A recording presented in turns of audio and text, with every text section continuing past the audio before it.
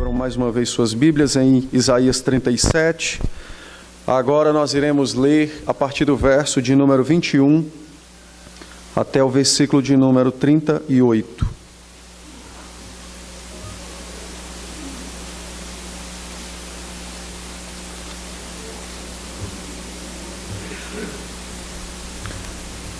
Livro do profeta Isaías, capítulo de número 37. Os versículos de 21 a 38, eu farei a leitura e os irmãos acompanharão nas suas Bíblias.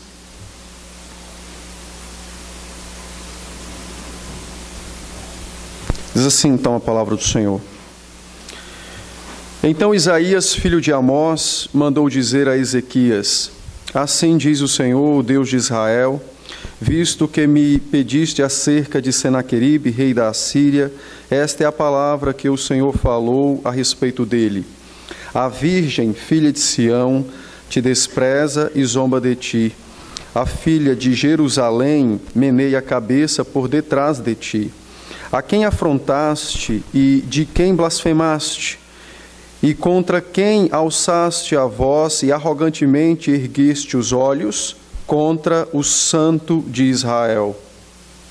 Por meio dos teus servos afrontaste o Senhor e disseste: com a multidão dos meus carros subi ao cume dos montes, ao mais interior do Líbano. Deitarei abaixo os seus altos cedros e os ciprestes escolhidos. Chegarei ao seu mais alto cimo, ao seu denso e fértil pomar. Cavei e bebi as águas, e com as plantas dos meus pés sequei todos os rios do Egito.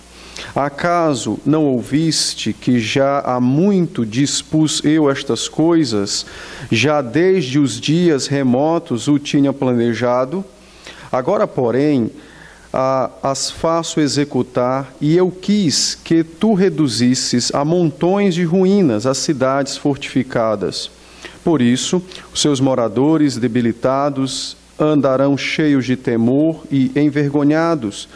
Tornarão-se como a erva do campo e a erva verde, e o capim dos telhados e o cereal queimado antes de amadurecer. Mas eu conheço o teu assentar e o teu sair, o teu entrar e o teu furor contra mim. Por causa do teu furor contra mim e porque a tua arrogância subiu até aos meus ouvidos, eis que porei o meu anzol no teu nariz e o meu freio na tua boca e te farei voltar pelo caminho por onde vieste.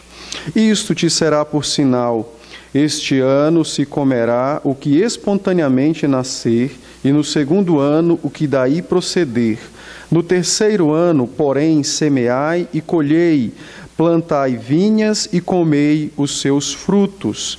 O que escapou da casa de Judá e ficou de resto, tornará a lançar raízes para baixo e dará fruto por cima. Porque de Jerusalém sairá o restante, e do monte Sião o que escapou. O zelo do Senhor dos Exércitos fará isto.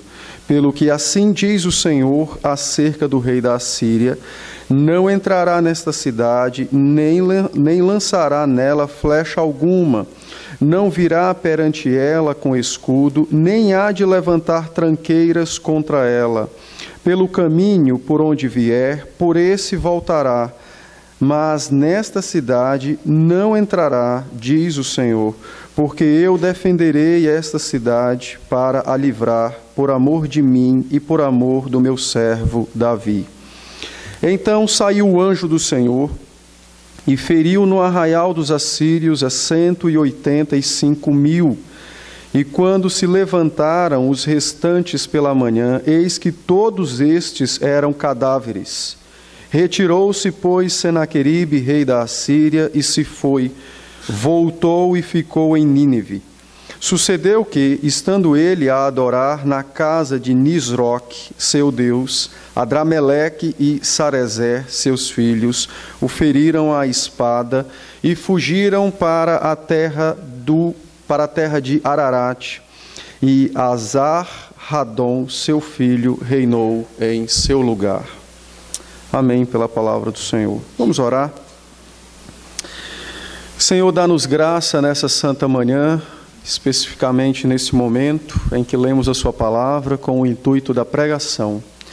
Ilumina então a nossa mente, dá-nos a tua bênção, a fim de podermos compreender o texto lido, bem como também receber a aplicação do teu Espírito para as nossas vidas, a fim de moldar o nosso caráter e de que nós, enquanto estivermos nesta terra, possamos passar pelas lutas com grande temência e confiança no teu santo nome, buscando o Senhor, que é de fato o nosso santo, o santo dos crentes, o santo de Israel.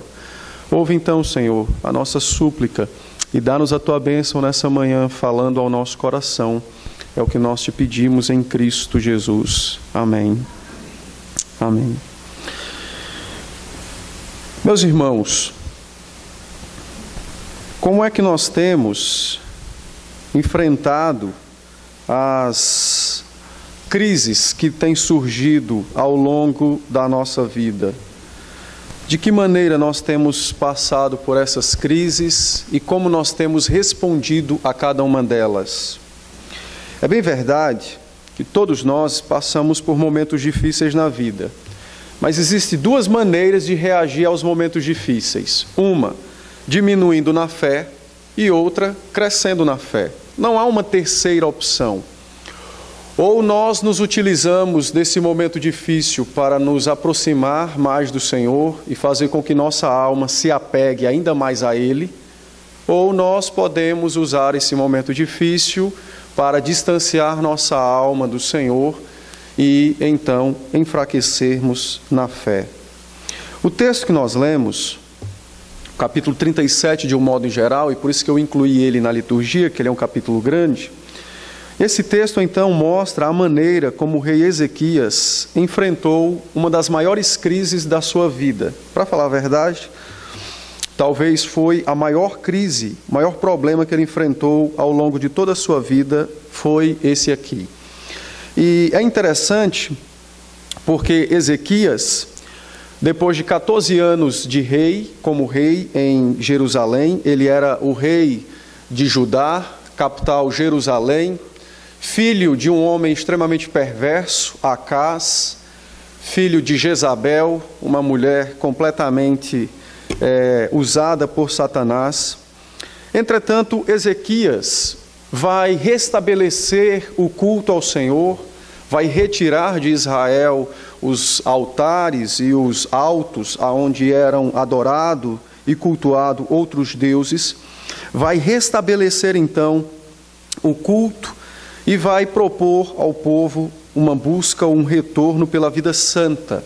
Ezequias fez aquilo que os reformadores fizeram em 1500, e ele fez isso então lá atrás, provavelmente no ano 710 antes do Senhor Jesus Cristo. Entretanto, no ano 701, especificamente, antes de Cristo, no 14º ano de seu reinado, ele foi surpreendido por essa prova, por esse teste. Foi então lhe notificado que o Império Assírio havia invadido as terras de Judá. Ele já estava ciente de que esse problema um dia chegaria à sua casa, porque provavelmente no ano 722 a.C., Samaria caiu diante do Império Assírio. E então agora a Assíria se encontra dentro dos domínios de Judá, dentro das terras de Judá.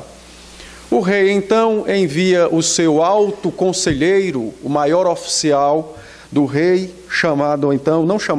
mas o nome que era dado a esse posto era Rabsaqué. E esse indivíduo então vai até Jerusalém e comunica a Ezequias uma ordem dada pelo seu rei, de que o rei da Assíria queria a rendição de Ezequias, e desta feita o próprio Ezequias se tornaria servo do rei da Assíria. Caso contrário, caso ele não atendesse a essa palavra do rei da Assíria, ele então iria invadir Jerusalém, matar as pessoas, destruir a cidade. Somado a isto, o rei da Síria também disse a Ezequias que ninguém podia livrá-lo, porque ele era como um Deus sobre a terra, e que o Deus de Israel nada podia fazer. Isso então trouxe pavor e medo ao coração do rei Ezequias, mas ele reage de um modo diferente da grande maioria das pessoas.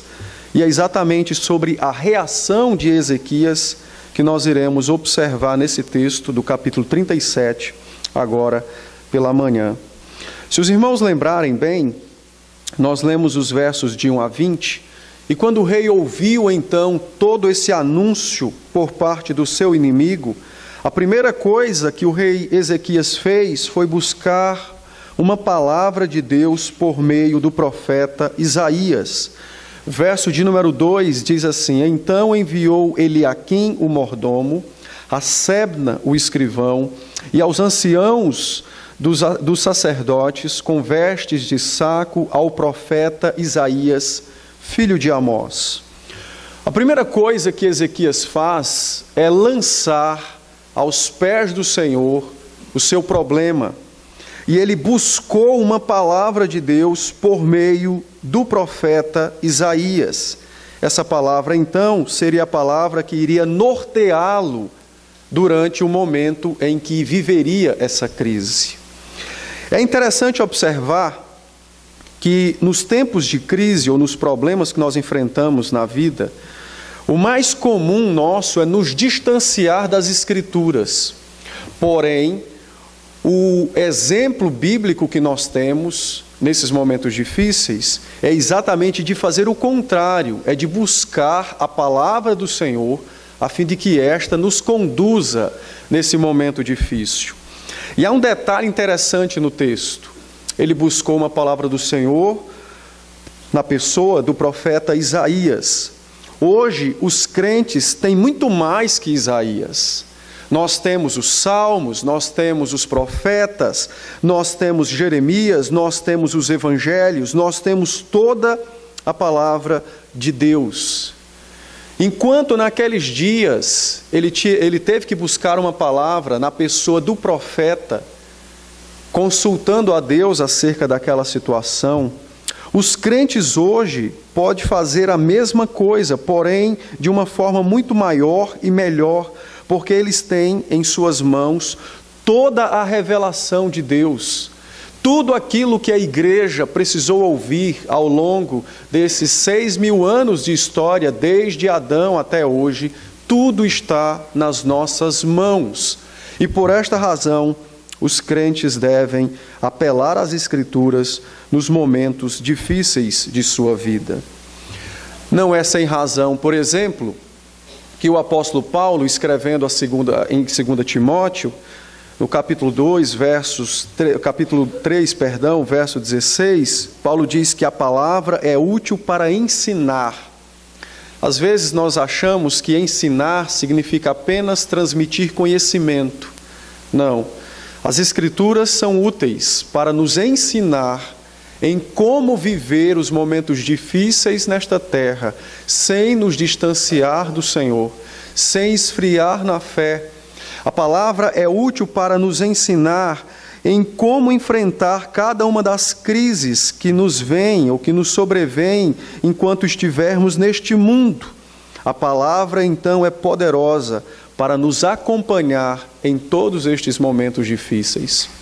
Não é sem razão que Deus pôs na boca de Davi, no Salmo de número 23, que ainda quando nos encontrarmos no vale da sombra da morte, que é os momentos mais obscuros da nossa existência, ainda lá haverá de guiar a sua mão.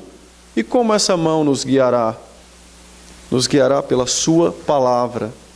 Ela é poderosa para nos conduzir por onde quer que formos e seja qualquer que seja a situação em que estivermos a viver. Por isso, então, Ezequias nos dá um grande exemplo de como reagir às dificuldades dessa terra. É exatamente buscando a palavra do Senhor Palavra essa que pode nos conduzir em todo esse momento. Mas como é que os crentes então farão uso da palavra de Deus no momento das suas crises, nos momentos das suas dificuldades? Existem crises que são visíveis de modo mais declarado, existem outras que são mais internas, do coração, dores da alma. Então, de que maneira os crentes poderão se utilizar das Escrituras para reagirem às crises, às dificuldades que eles enfrentam em suas vidas? Em primeiro lugar, os crentes devem reagir conhecendo as Escrituras, tomando a palavra dentro do seu escopo por completo, conhecendo a palavra, lendo a palavra. Ninguém pode confiar naquilo que não conhece. Ninguém pode se utilizar daquilo que não sabe. Só podemos nos utilizar das Escrituras quando nós soubermos das Escrituras. É muito comum, por exemplo, lermos as Escrituras e não nos atentarmos aos seus detalhes, às suas informações. É muito comum, por exemplo, lermos as Escrituras e às vezes lermos de uma maneira distraída, olhando apenas para elas como se fossem mais uma leitura da nossa vida. Não é assim que devemos fazer. Os crentes devem ler a Bíblia entendendo que a Bíblia é a palavra de Deus escrita. Palavra essa que Deus revelou ao longo de 14 séculos por mais de 40 homens. Palavra essa que o Espírito preservou por meio de sangue, tanto do Senhor Jesus Cristo como dos outros santos, a fim de que ela chegasse intacta até nós hoje. Os crentes precisam conhecer a palavra, ler a palavra. Eles precisam entender que aqui é o próprio Deus falando conosco. E não apenas um livro qualquer ou uma leitura qualquer que poderá nos dar algum tipo de auxílio ou conforto. Mas a palavra, então, é a palavra de Deus revelada a nós, e os crentes farão bom uso da palavra quando eles conhecerem ela com profundidade. Então, a primeira coisa que você deve fazer é ler as Escrituras, buscar conhecê-la com grande atenção. Em segundo lugar, os crentes precisam, ao ler a palavra, eles precisam observar como os outros crentes reagiram ao longo da história a diversas situações enfrentadas ao longo de suas vidas. Os crentes precisam olhar para as Escrituras e encontrar modelos do que fazer e do que não fazer. Não podemos ler as histórias, por exemplo, do Antigo Testamento e achar que são histórias meramente moralistas ou que não fale com as serpentes, tomando, por exemplo, a leitura de Gênesis 3. Não, todos os textos das Escrituras têm um papel crucial na nossa vida dado pelo Senhor, que é exatamente formar o nosso caráter à semelhança de Jesus Cristo. Por essa razão, quando nós lemos a palavra e procuramos encontrar na palavra o modelo de vida para nós, entendendo aquilo que devemos fazer e conhecendo aquilo que não devemos fazer, nós certamente estaremos imitando o Senhor Jesus Cristo, que se deu a conhecer no Antigo Testamento aos mais variados crentes que naquela época viveram e que agiram conforme Cristo. Nós não podemos ler as Escrituras e apenas ler ela tentando encontrar, faça isso, faça aquilo, não faça aquilo, sem saber o porquê destas coisas. Não pode ser assim. Nós temos que ler a palavra e temos que procurar na palavra o modelo de Cristo na vida de Abel, na vida de Adão, na vida de Enoque, na vida de Abraão, em Moisés, em Josué, em todos os crentes daquela época. E ao lermos a palavra e encontrarmos o modelo de Cristo nesses crentes, nós também encontraremos um modelo de vida cristã para nós. Veremos como eles reagiram às mais variadas situações da vida e reagiram exatamente imitando Cristo. E isso nos servirá de ferramenta para enfrentarmos as nossas situações nos dias de hoje. Então, os crentes precisam ler as Escrituras, conhecer a palavra. Em segundo lugar, observar o modo como os outros crentes agiram nas mais variadas situações de suas vidas, procurando identificar Cristo e o padrão da vida cristã em cada um deles. E em terceiro, os crentes precisam tomar a palavra, procurando conhecer como Deus age por meio da sua palavra. Ora, a Bíblia diz que os crentes vivem pela fé. E o apóstolo Paulo disse que a fé é a certeza de coisas que se aguardam e a convicção de coisas que não se veem.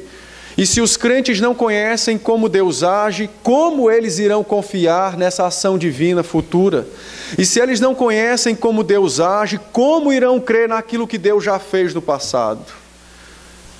Nós precisamos olhar as Escrituras, ler as Escrituras, estudar as Escrituras, observando exatamente como Deus age por meio da sua palavra, nas mais variadas situações da vida dos santos, porque certamente a maneira como Ele age na palavra é a maneira como Ele irá agir conosco hoje e como irá agir com os seus santos no dia de amanhã e até a volta do Senhor Jesus Cristo. Então, assim como Ezequias fez, devemos fazer nós, buscar a palavra de Deus nos momentos de dificuldades, de crise, seja quaisquer que forem as dificuldades enfrentadas, busquem a palavra e façam essa busca dessa maneira, conhecendo-a com profundidade, observando como os crentes agiram e buscando conhecer a maneira como Deus responde por meio da sua palavra. Em segundo lugar, o texto também nos diz que o rei Ezequias, ao buscar o Senhor e ao entregar o seu problema ao Senhor, ele apela à misericórdia divina. Se você observar comigo, você vai perceber que ele então envia os seus conselheiros reais, os seus servos, para buscarem o profeta Isaías e lhe pedirem a palavra do Senhor. E no verso 4, ele diz assim: porventura o Senhor teu Deus terá ouvido as palavras de Rabsaquer, a quem o rei da Assíria, seu senhor, enviou para afrontar o Deus vivo, e repreenderá as palavras que o Senhor ouviu. Faze, pois, tuas orações pelos que ainda subsistem. Essa colocação de Ezequias, será que o Senhor ouviu essas palavras, palavras de afronta tanto a nós como ao próprio Senhor? E no final do verso 4, quando ele diz, faze oração pelos que ainda subsistem, na verdade, são expressões que demonstram a consciência do rei acerca da realidade daquele problema. Por que tal problema se deu para com o reino de Judá? Se deu tão somente pelo abandono do povo, pelo pecado do povo. Ele, filho de Acás, bem conheceu o que o seu pai fez e como seu pai conseguiu prostituir e poluir o culto ao Senhor. Então agora, quando ele apela ao profeta Isaías e pede oração, ele não diz, diga a Deus que somos o seu povo e que ele tem o dever de nos defender. Ele diz então aos seus servos, digam a Isaías que ore pelos que ainda subsistem. Ora, ninguém havia morrido. Quais haviam subsistido? Os da fé, os que criam. Ele diz, diga a Isaías que há crentes neste lugar, há homens santos nessa terra. Ainda que o povo tenha se corrompido, existe um remanescente nesse lugar. Entretanto, temos consciência de que sofremos por causa do nosso pecado. Então ele apela à misericórdia divina. Ele não manda que os seus servos digam ao profeta, peça a Deus que nos livre, porque ele tem dever de nos livrar. Pelo contrário, ele diz, diga a Deus que nós, o seu povo, sofremos pelo nosso próprio pecado. E no verso 3, quando ele usou aquela expressão, somos como que uma mulher grávida que está à beira de dar à luz, mas não tem forças para parir o seu filho, ou seja, é um sinal de reconhecimento de que a morte é chegada e por uma causa justa, o próprio pecado do povo. O rei Ezequias, então, manifesta diante de Deus grande consciência acerca da necessidade da misericórdia. Ele tem, de fato, de confessar isso e de depender disso, ele precisa apelar à misericórdia de Deus. O que mais causa pavor ao coração do rei não era apenas a presença do exército assírio ali, mas era exatamente o desprazer de Deus por causa do pecado do povo. Então ele diz, ainda subsistem crentes nesse lugar. Ele apela para a misericórdia divina. Meus irmãos, quantas vezes nos momentos de dificuldade na nossa vida, nas nossas orações, nós nos comportamos de modo arrogante para com Deus? Mas porque eu sofro, Senhor? Ora, como se eu fosse a melhor das criaturas. Jesus Cristo, Filho de Deus, Deus absoluto, sofreu nesta terra e nós, miseráveis, não queremos sofrer. E arrogantemente nos dirigimos ao Senhor nas nossas orações e dizemos, mas eu fiz o que para estar sofrendo? Se Deus desse a lista do nosso pecado, você iria observar com grande clareza. Na verdade, não precisa dar a lista porque nós sabemos. A maneira correta dos crentes enfrentarem as dificuldades na vida não é buscarem sua própria justiça, porque você não tem nenhuma. Nenhuma. Eu vou à igreja porque Deus lhe deu fé. Eu creio em Cristo porque o Espírito aplicou a obra da salvação. Eu vou para o céu porque Jesus morreu. Você faz o que mesmo para ter justiça? Não fazemos nada. Entretanto, nos momentos difíceis da vida, de maneira arrogante, nos colocamos diante de Deus. Mas por que eu? É simples, é porque você é um pecador. Está no meio de pecadores, habita num mundo onde só tem pecadores, e aonde só tem pecadores, o que é que pode florescer dali? Senão dores e sofrimentos. O rei então apela à misericórdia de Deus. E então diz, Senhor, de fato é justo o nosso sofrimento. Entretanto, existe ainda alguns aqui que dependem e creem em Ti. Então, pela Sua misericórdia, atende a nossa oração e ouve as palavras de afronta desse pagão, não contra nós, mas contra o Senhor, o Deus vivo. É dessa maneira que nós devemos nos colocar nas nossas orações, apelando à misericórdia de Deus, reconhecendo nossa indignidade, nossa fraqueza, nossos pecados, apelando à sua misericórdia, é a maneira correta de orarmos ao Senhor, lembrando dos méritos do Senhor Jesus Cristo e de que somente por meio desses méritos é que nós podemos alcançar algum tipo de favor da parte de Deus. Quem é aqui que lembra daquela famosa oração do publicano, quando o Senhor Jesus, a fim de ilustrar o coração dos homens, disse que um fariseu subiu para orar e batendo no seu peito, dizendo arrogantemente ao Senhor, ó Senhor, justo sou, não por sua graça, mas por tudo aquilo que tenho feito. Dou o dízimo disso, tenho feito aquilo, e com grande diligência observo a sua lei. Jesus então disse que este homem não orou. Abriu sua boca, falou algumas palavras que mal chegaram ao teto daquele lugar. Mas no final da igreja havia um homem que verdadeiramente reconhecia-se como pecador, não ousava levantar os seus olhos aos céus, tamanha era a sua consciência de indignidade.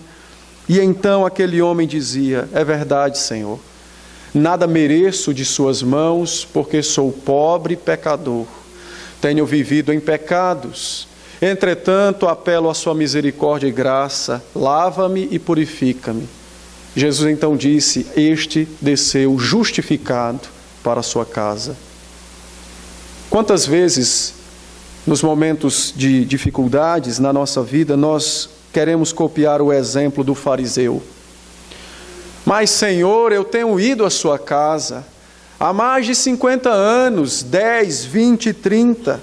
Sou rigorosamente fiel no meu dízimo, não negligencio nenhuma das reuniões de oração. Ó Senhor, como pode agora permitir que eu, teu servo, a quem tenho toda essa lista de coisas maravilhosas executadas na face da terra, sofra nas mãos de pagãos? Quantas vezes nós nos colocamos nas nossas orações dessa forma, arrogante? Não é assim que devemos fazer. Não, meus irmãos, não pode ser assim. Apele à misericórdia divina, reconheça o seu pecado, reconheça que o seu sofrimento é por causa do pecado. E diga ao Senhor: Senhor, não há outro que possa me defender a não ser o Senhor, e por isso eu apelo a Ti.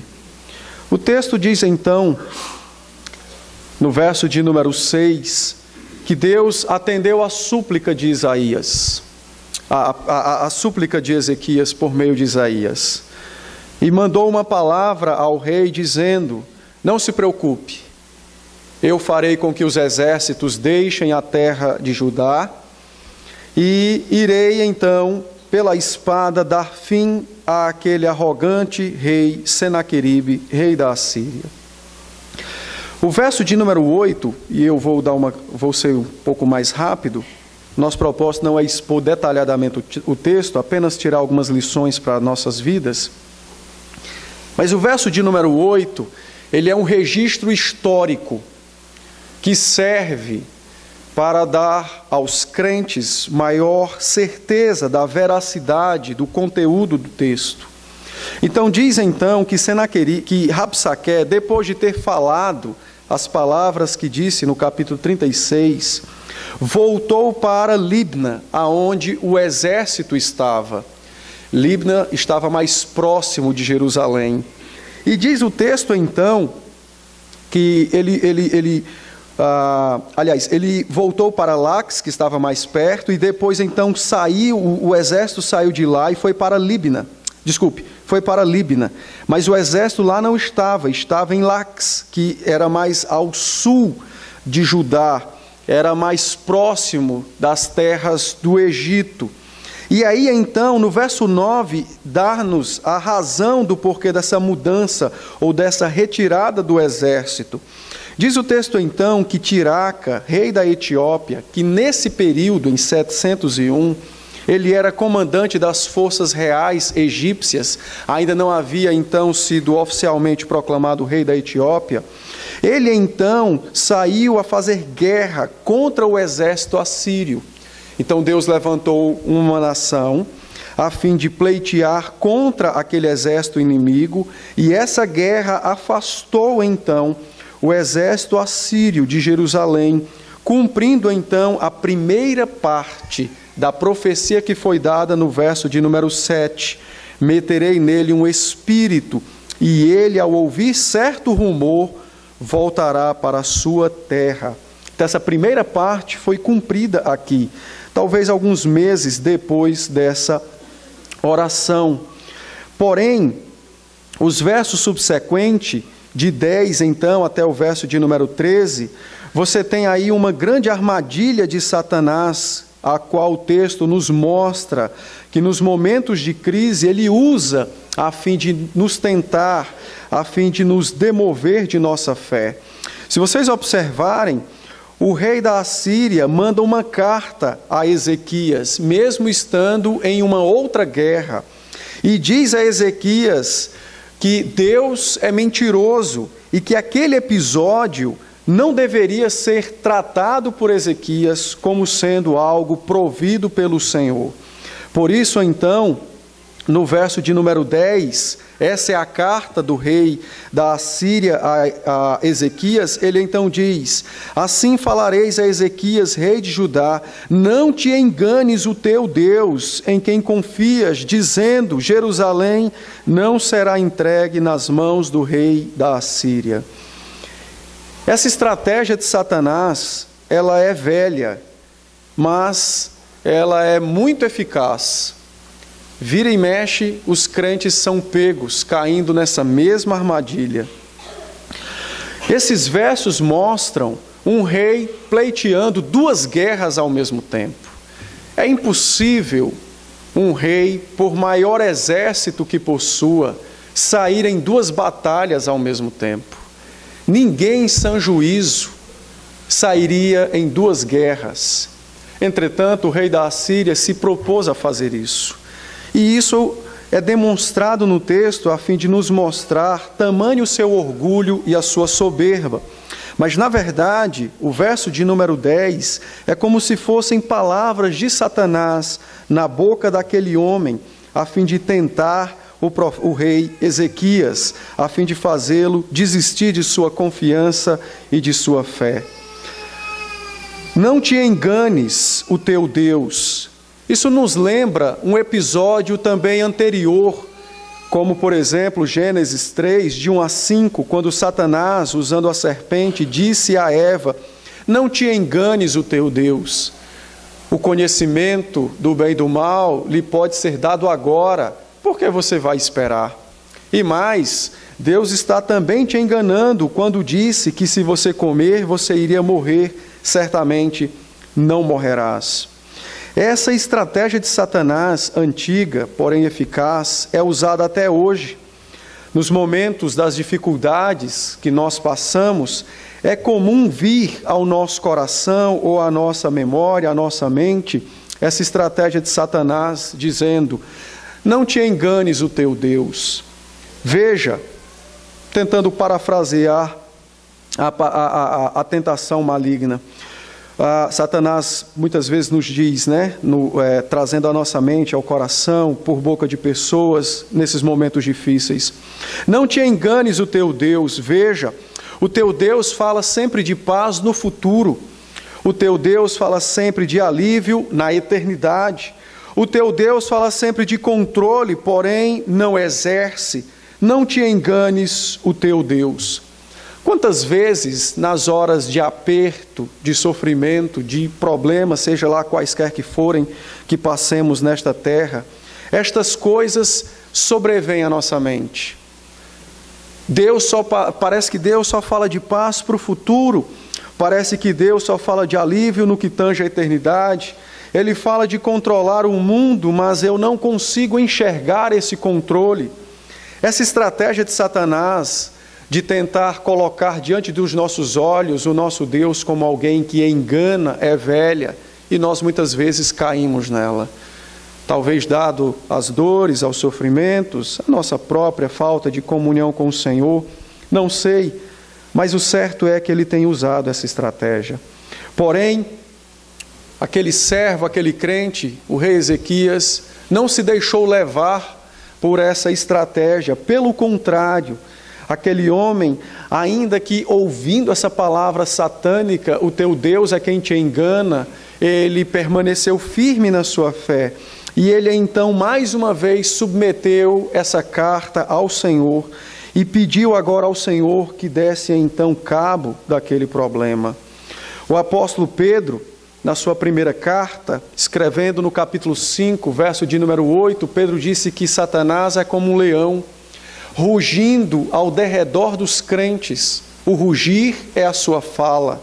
E quando os crentes, nos momentos mais difíceis da sua vida, ouvem o seu rugir, fraquejam na fé, ele então encontra porta aberta para invadir a sua vida e para então trabalhar contra Cristo no coração do crente. Por isso, a maneira correta de enfrentar essa tentação é exatamente lembrando que o enganador é Satanás e não o nosso Deus, e que os nossos problemas devem ser apresentados ao Senhor, a fim de que nós possamos ser socorridos por Ele. Ele então apresenta a sua oração, os versos de 14 a 20. Ele enaltece Deus, ele diz que só há um único Deus entronizado entre os querubins, nesses versos. Diz que somente o Senhor pode livrar. E então, no verso 20, ele diz: Senhor, por meio dessa crise, ou por meio desse problema, dá graça e resolve essa questão, para que todos saibam que só Tu és Senhor, só Tu és Deus. A maneira correta de enfrentar essa estratégia de Satanás, de tentar nos enfraquecer na fé, é lembrando dessa verdade: somente o Senhor é Deus, e é trazendo a este, o único que pode nos defender, as nossas causas, as nossas lutas e os nossos problemas.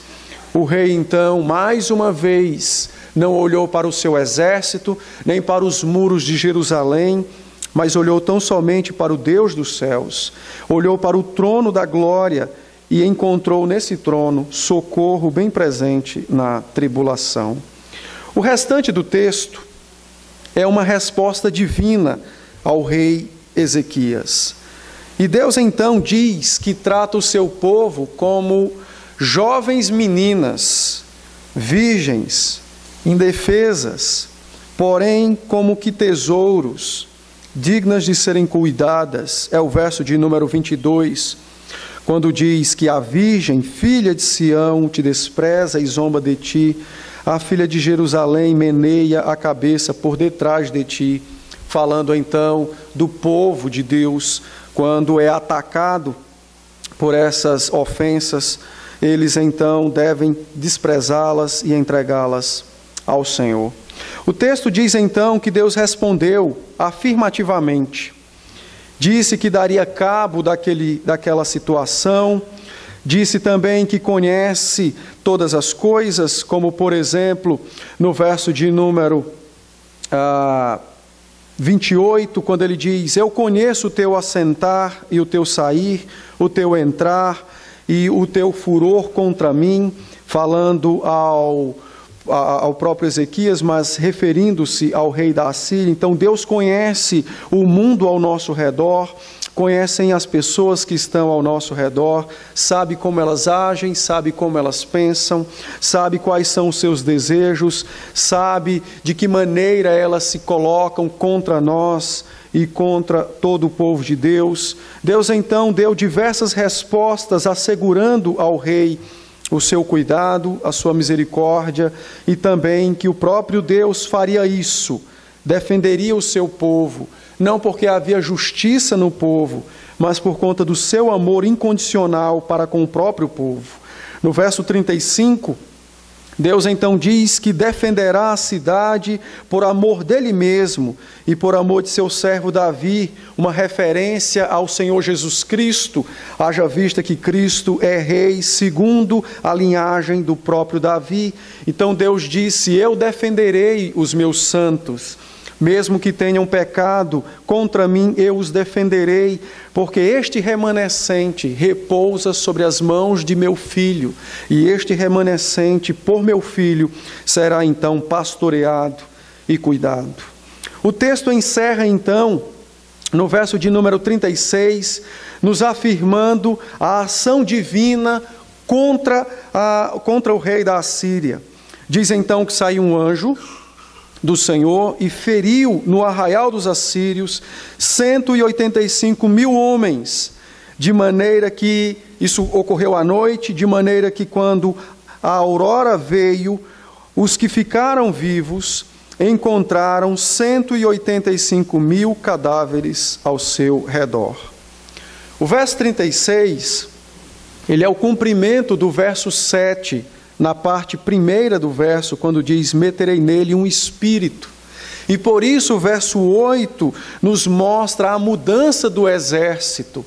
E ao mesmo tempo, como Deus então, mesmo tendo dado cabo de tamanha gente, de tanta gente daquele exército, Deus então levantou uma outra nação para guerrear contra eles, a fim de afastá-los das terras de Israel, a fim de afastá-los de Jerusalém.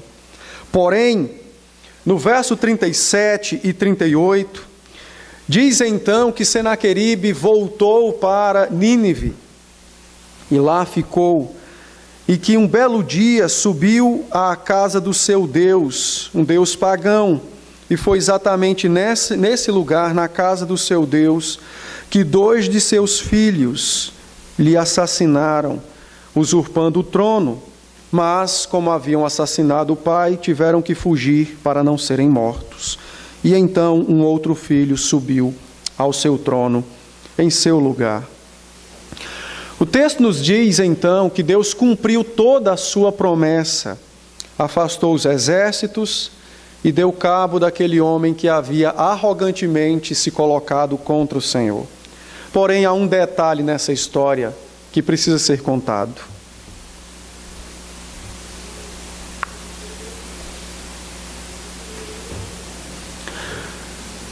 O verso 37 e o verso 38 se realizam 20 anos depois de tudo que vimos nos versos anteriores. Senaqueribe morreu no ano 681 a.C. Porém, pleiteou contra Judá no ano 701 a.C. É bem verdade que Deus afastou o exército das terras de Judá, mas só fez cair a espada Senaqueribe 20 anos depois daquele episódio. E por que eu preciso saber desse detalhe? Porque Deus não age como nós queremos que Ele haja. O profeta Abacuque, falando ao povo que havia retornado do exílio, porém permaneciam nas suas mesmas faltas, anunciando então juízo sobre suas vidas, ele então disse: o justo viverá pela fé. E Deus não vai voltar atrás na sua palavra.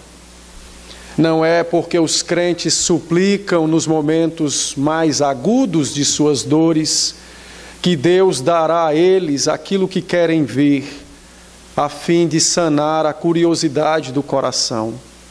Pelo contrário, Deus proverá o alívio necessário para a nossa alma, entretanto, ainda assim cumprirá a sua palavra, nos fazendo progredir na fé.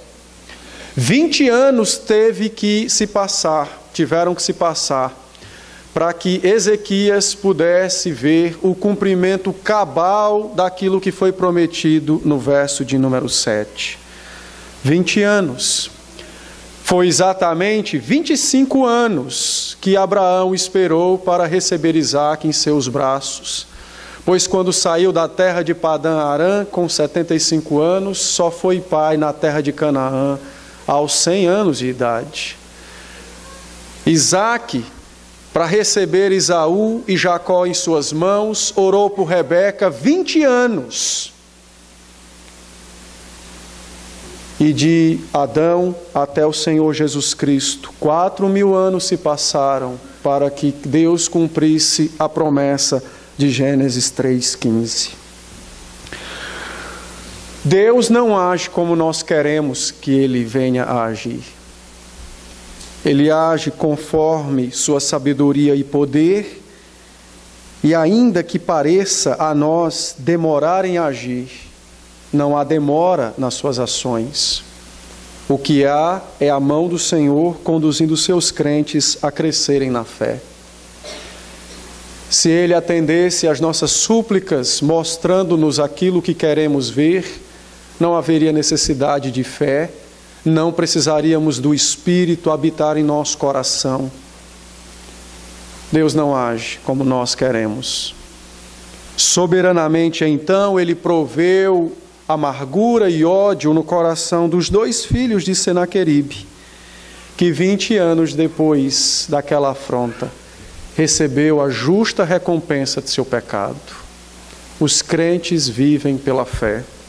Por isso, meus irmãos, ao passarmos pelas lutas, pelas crises, pelos problemas da vida, copiemos o exemplo de Ezequias. Busque a palavra, apele à misericórdia, não ceda às tentações de Satanás e espere e aguarde, porque o nosso defensor não dorme e nem se atrasa, porém não é escravo de nossas orações nem de nossos desejos. O nosso defensor virá no tempo que lhe apraz, da forma que ele quiser. O certo é que irá nos defender. E cabe a nós, seu povo, como Ezequias, confiar e depender do Senhor. Ainda que, para que a nossa oração seja completamente satisfeita, 20 anos tenham que se passar. Então, aproveite os momentos difíceis da vida para crescer na fé. Ore, conheça a palavra, resista a Satanás e dedique-se a confiar no Senhor. Ele não tardará, Ele não falhará. Que Deus nos dê graça e aplique então poderosamente a sua palavra ao nosso coração. Vamos nos preparar para a ceia do Senhor?